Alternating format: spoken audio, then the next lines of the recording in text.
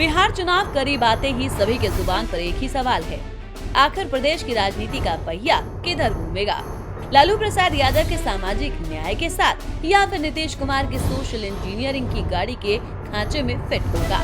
सियासी जानकारों की माने तो 90 के दशक से लगभग 1.5 दशक तक बिहार में लालू प्रसाद के सामाजिक न्याय का डंका बजा। डंका भी इतनी मजबूती से बजा कि सियासत पर हावी रहे सवर्ण वर्चस्व की राजनीति का न सिर्फ अंत हो गया, बल्कि कमंडल की राजनीति भी हाशिए पर चली गई। लेकिन करीब 1.5 दशक के बाद साल 2005 के चुनाव में लालू की सामाजिक न्याय की सियासत नीतीश की सोशल इंजीनियरिंग के आगे ध्वस्त हो गई। नीतीश ने बिहार के जातिगत समीकरण को समझते हुए जातियों के वर्ग के बीच उपवर्ग और जातियों के बीच उपजातियों की श्रेणी तैयार कर सोशल इंजीनियरिंग की राजनीति का लोहा मनवाया। मसलन करीब 51% ओबीसी वर्ग में 22% अत्यंत पिछड़ी जाति की उपश्रेणी बनाई।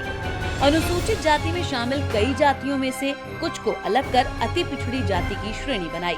ब्राह्मणों की उपजाति गिरी को ओबीसी का दर्जा दिया। मुस्लिम वर्ग में कुल्हैया जाति और ओबीसी में शामिल राजवंशियों को ईबीसी में शामिल किया गया। नीतीश ने 22% ईबीसी, 12% कोयरे कुर्मी कुशवाहा और 8% महादलितों का एक नया वोट बैंक तैयार किया। इसके बाद 16% अगड़ों में आधार वाली बीजेपी का साथ मिलने पर नीतीश प्रदेश की सियासत में अजय दिखने लगे। उधर ईबीसी में शामिल जातियां यादवों के खिलाफ गोलबंद होने लगी। ईबीसी ने नीतीश को विकल्प के तौर पर हाथों हाथ लिया, जबकि लालू का आधार यादवों और मुस्लिमों तक ही सिमट कर रह गया।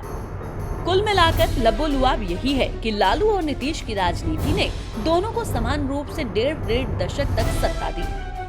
ऐसे में सवाल है कि लगातार 3 कार्यकाल के चलते सत्ता विरोधी लहर का फायदा आरजेडी को होगा।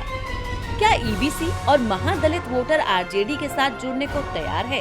अगर जवाब हाँ है, तो फिर ये नीतीश के लिए खतरे का संकेत है।